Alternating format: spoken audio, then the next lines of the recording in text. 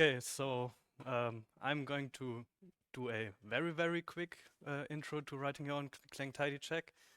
So don't worry if I go over some topics too fast. In the end, I'll show a markdown page with a lot of documentation and some links you can take a look at. Yeah, so clang-tidy checks. I hope you've used them. Otherwise, if we have for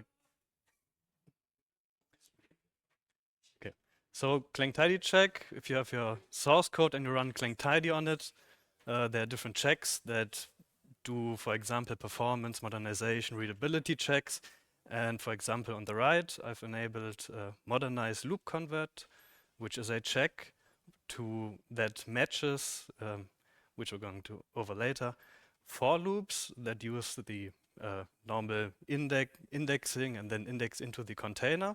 And clang-tidy basically says use a range-based for loop instead. And not only that, if you were to specify -fix on the command line when invoking clang-tidy, it would also rewrite your code. So here is, for example, what it would change it to.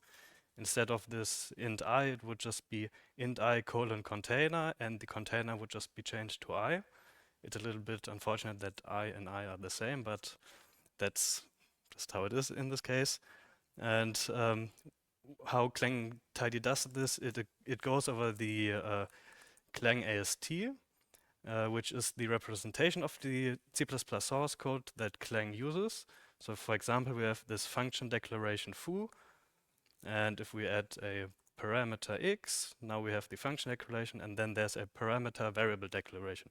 So we're going to use this to match certain patterns in our code and provide a diagnostic for it. And these we do this with matchers, and these matchers have three different types. One is a node matcher. So for example, if I go back to here, this palm var deckel basically is a node in the tree. So every line is basically a node here. So we could, we start with, for example, we match a palm var deckel, and then that's an AST node that we match. And then there's a narrowing matcher. If we want to have, for example, the function itself, a function deckel, which would be the node, and then a narrowing matcher is const expr, so we only match function deckels that are const expr. And then there's also traversal matchers, which would be, for example, we have this function declaration, and this function declaration has a parameter, so we would use a traversal matcher for this instead of a narrowing, because it's another AST node. That's basically the three different kinds of matchers that there are. Yeah, there's also a traverse mode. I'm very shortly going to talk about this. If we have, for example, a float initialized with a double, we have this implicit cast expr, and normally we would match. Here's the example how we would match things. If we just take a look at this one, we have a variable declaration, which is the x. We have an initializer, we do traversal, and then a float literal. And in the normal way that clang-tidy does, or the AST library matches, is using as-is traversal. So in this case, as you can see, we have variable declaration, and the initializer is not just the floating literal, but also the cast expression, implicit cast from double to float. So this doesn't match. Here's the as-is. There's no match for this, but there's the ignore unless spelled in source. Basically, what you see is what you get.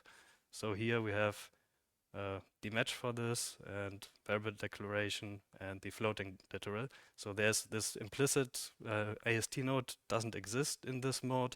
It just goes over that. But you can also use the as-is mode and just use implicit cast expr has. There's a lot more documentation on this page, which I'll link to later. There's a whole table with differences. So yeah. So what small check I'm going to take a look at implementing.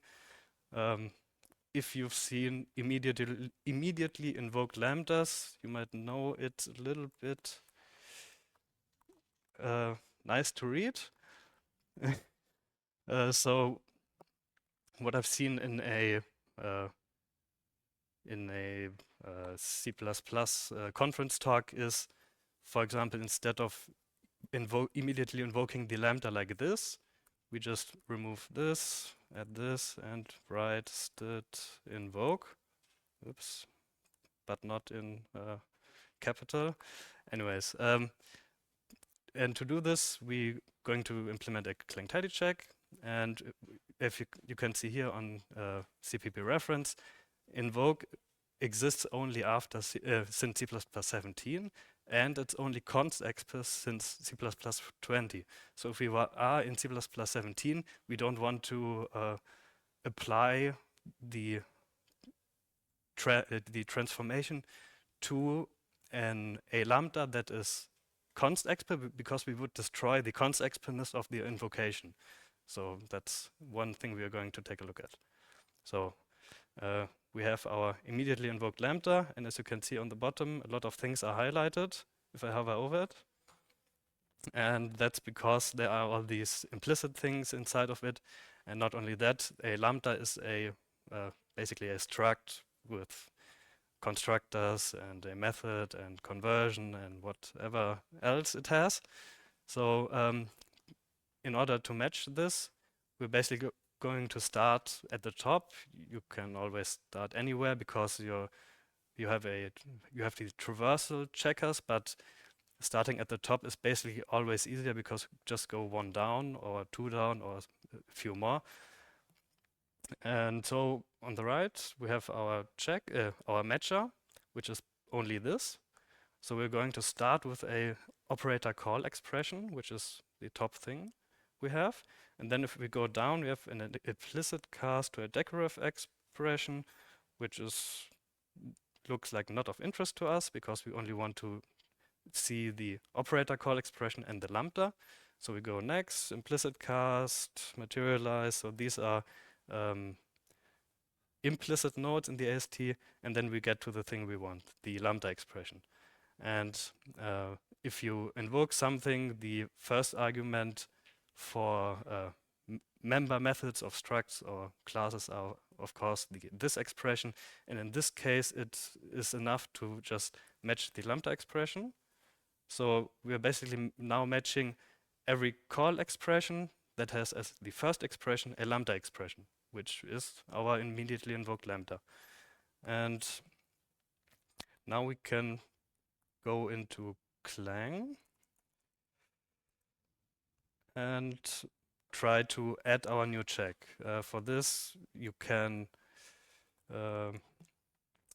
use a script that's inside of Clang tools extra clang-tidy. That's where the source code for clang-tidy lives. And then there's the Python script that basically adds your new check to everything. So there's the implementation, there's the test, and I think 3 documentation files. You can see that on the left here now, if that's big enough.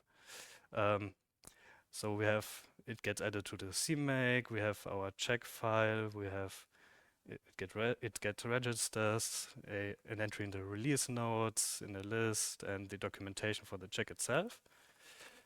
I've implemented the check font because of time. Ah.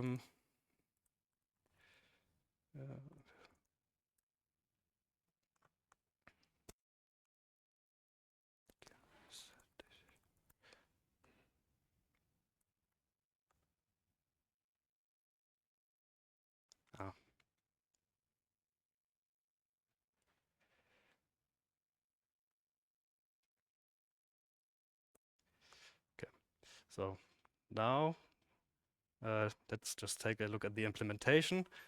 First of all, the matcher I've showed you here is basically copy pasted. And what we're doing is we bind to these nodes so we can use them in our check later. So we have so this is all that we need to register our matcher. We just copy paste the matcher and into this finder add matcher.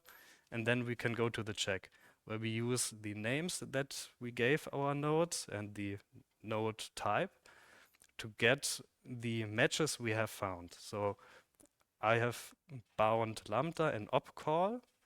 Lambda is a lambda expression, op call is the operator call expression, and then we just start with our check, what we want to diagnose, and also our fixes.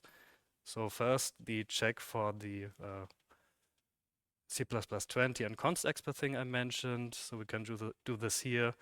Then I'll need to use the Alexa to find a location, but normally and hopefully most things don't need that.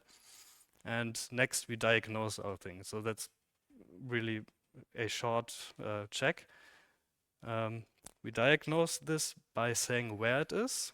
So if I go back here, it tells you where it is, source line 6, column 5.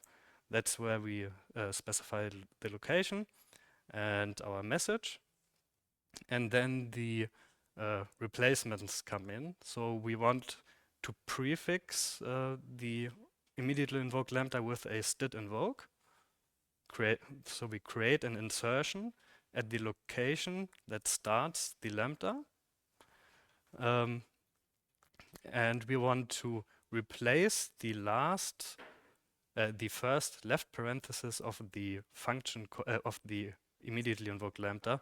So that would be, I destroyed this single parenthesis, because that's just going to move to the front for the invoke.